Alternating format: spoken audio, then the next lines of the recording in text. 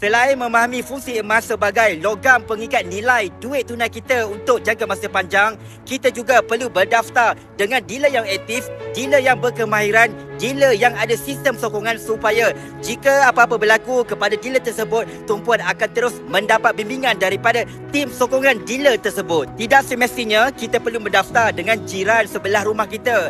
Tidak semestinya kita mesti berdaftar dengan adik-beradik ataupun ahli keluarga kita. Yang penting kita mesti berdaftar dengan dealer yang berkemahiran, dealer yang aktif, dealer yang ada sistem sokongan ataupun tim yang akan membantu tumpuan secara berterusan walau apa pun yang berlaku kepada dealer tersebut. Jom berdaftar dengan dealer yang aktif seperti Hafizul, dan Hafizul ada tim yang akan membantu tumpuan dan memberikan bimbingan secara berterusan walau apa pun yang berlaku kepada Hafizul. Jom tumpuan, hari ini kita daftar percuma akaun simpanan emas Physical Gap dan mendapat bimbingan Hafizul dan juga tim secara berterusan. Jika apa pun yang berlaku kepada Hafizul, tim TKL Empire, bimbingan Bonda Malik Ramli akan membantu tumpuan secara berterusan supaya tumpuan boleh mencapai matlamat kewangan melalui simpanan emas di akaun simpanan emas Physical Gap Public Gold. Hafizul bimbing sebaiknya.